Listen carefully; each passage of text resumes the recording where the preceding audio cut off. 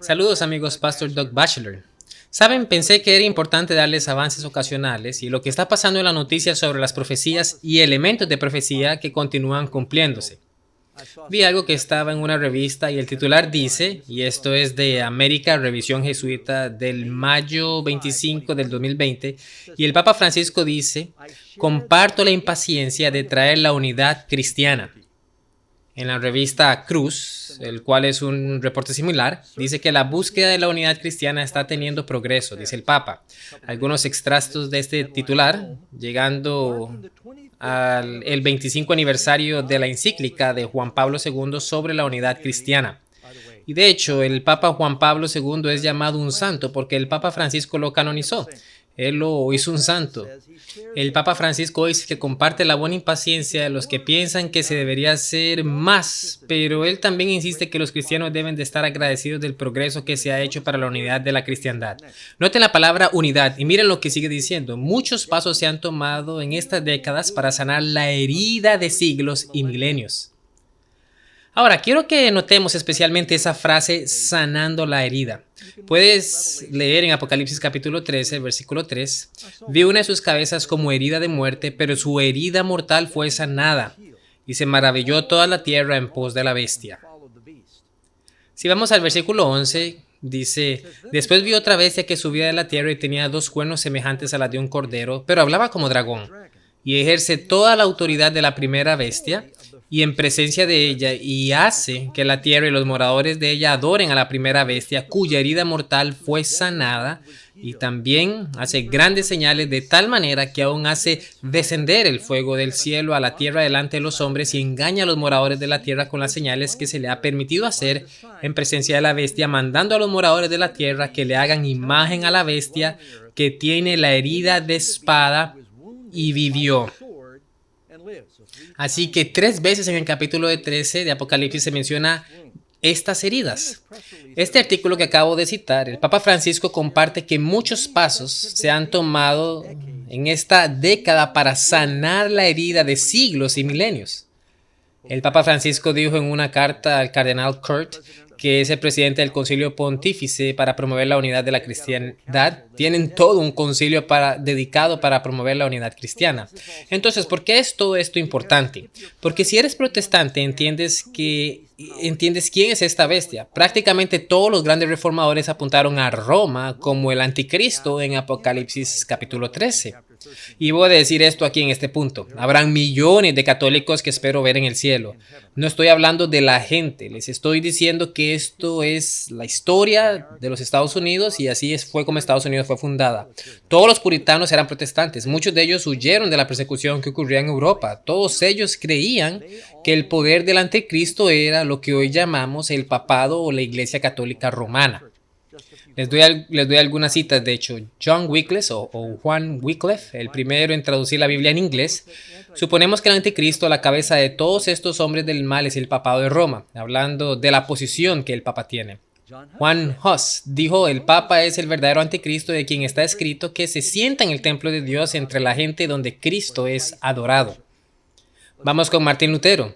Él dijo, el vicario está en el lugar del jefe ausente. ¿Quién es el vicario sino el anticristo? Sé y estoy seguro que el papado es el reino de Babilonia. Eso no se puede definitivamente malinterpretar. Juan Calvino, Daniel y Pablo predijeron que el anticristo se sentaría en el templo de Dios y afirmamos que este es el papa. Algunas personas piensan que somos muy severos y censuradores cuando llamamos al pontífice de Roma anticristo. Thomas Cranmer, gran reformador protestante. De lo que sabemos, Roma es el asiento del anticristo y el papa es el anticristo mismo. Hablando de la posición del papa. Puedes ver las palabras de John Knox. No dudamos de probar que el reino del papa es el reino y poder del anticristo.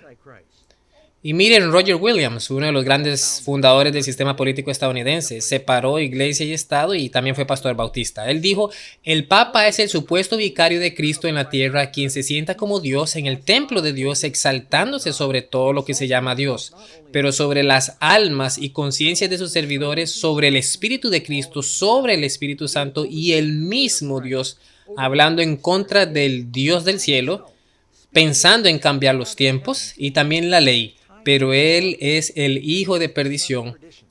Eso es un lenguaje fuerte. John Wesley, fundador de los metodistas, dijo, hablando del papado, él es, en el sentido enfático, el hombre de pecado, mientras aumenta toda manera de pecado por encima de medida.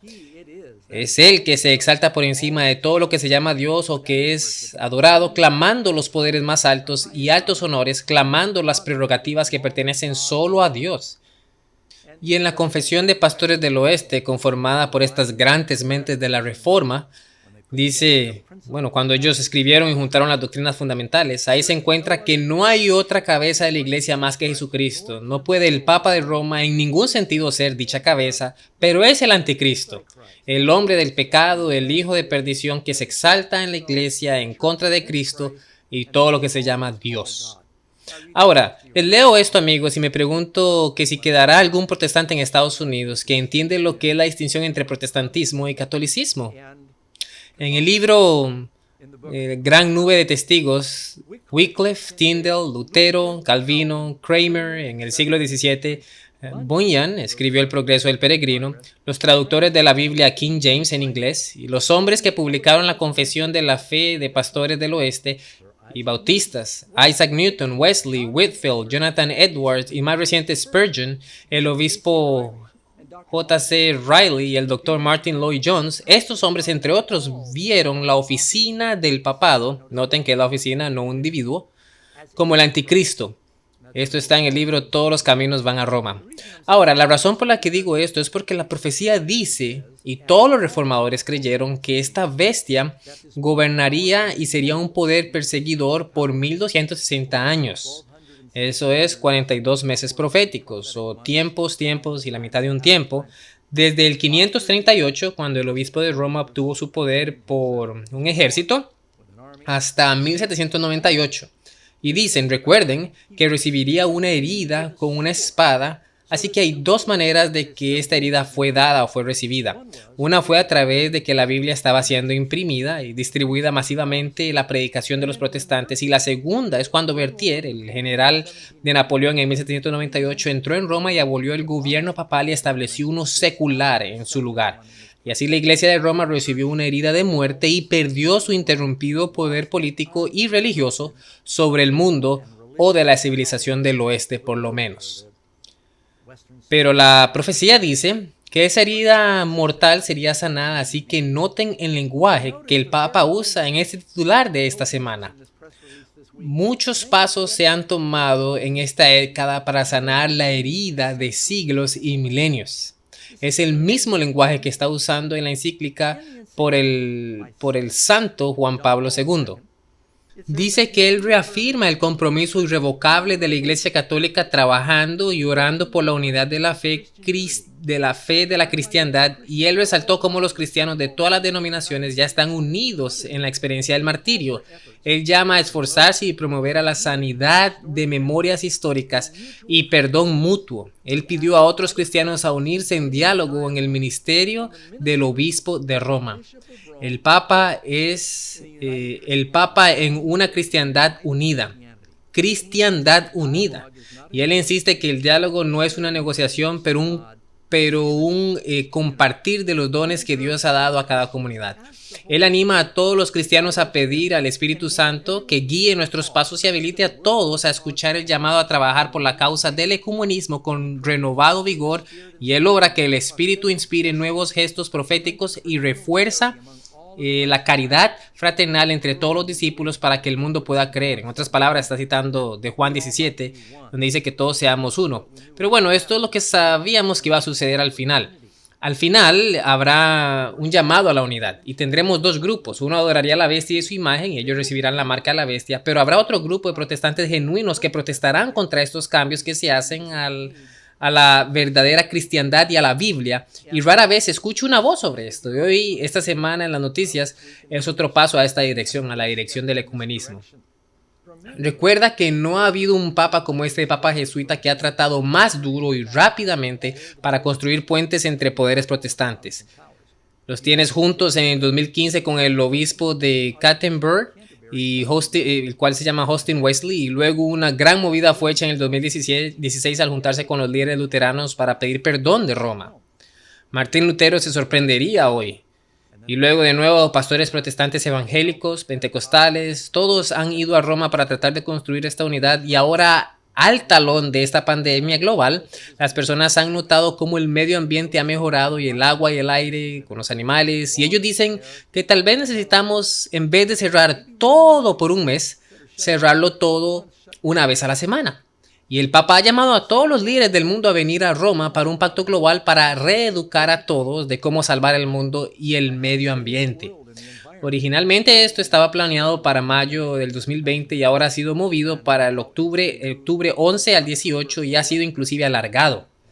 Y así, amigos, pensamos que era importante darles unas pequeñas actualizaciones de algunas cosas que están sucediendo ahora mismo, y quiero cerrar con un pasaje del libro El conflicto de los siglos, el cual se encuentra en la página 551 en español.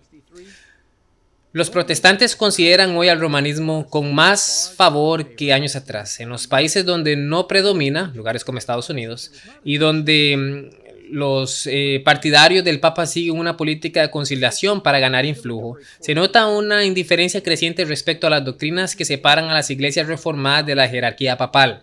Entre los protestantes están ganando terreno la opinión de que al final y al cabo, en los puntos vitales, las divergencias no son tan grandes como se suponía, y que unas pequeñas concesiones de su parte los podrían en mejor inteligencia con Roma.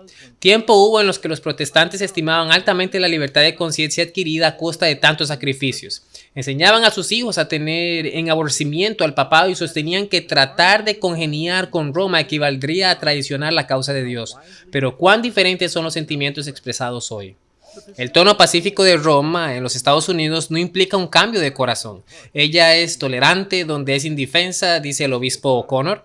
La libertad religiosa es tolerada solamente hasta que los opuestos se lleven a efecto sin pérdida en el mundo católico. La Constitución de los Estados Unidos garantiza libertad de conciencia. Nada es más querido y fundamental. El Papa Pío IX, en su encíclica Cartas de agosto del 15 de 1854, dijo: las absurdas doctrinas erróneas y desvaríos en defensa de libertad de conciencia son errores de los más pestilentes, un parásito más que los otros que debe de ser terminada en un estado. El mismo Papa, en su encíclica de diciembre 8 en 1864, condenó a aquellos que afirman la libertad de conciencia y adoración religiosa, y también a aquellos que mantienen que la Iglesia no debe emplear fuerza. Quiero enfatizar como cierre que hago estas actualizaciones en profecía no porque nadie se salva por saber lo que el Papa está haciendo. El propósito de las profecías es ser redentora. No somos salvos por saber las profecías. El diablo las sabe mejor que cualquier ser humano. Somos salvos por medio de nuestra relación con Cristo, y esperamos que al ver lo que sucede en el mundo, que si hay algún cambio que debes hacer en tu corazón, que hagas esos cambios, que te rindas y te vuelvas de tus pecados para que vengas a Cristo, y luego no solo digas soy salvo, porque luego que vengas a Cristo tienes que entonces ir por Cristo. Bueno, amigos, esto es solo una breve actualización profética, pero para entender por qué los protestantes protestábamos, tenemos un gran documental que habla con mucho más detalle y una manera interesante, y se llama La esposa, la bestia y Babilonia. Si quieres más información, ve a la página web que ves en la pantalla.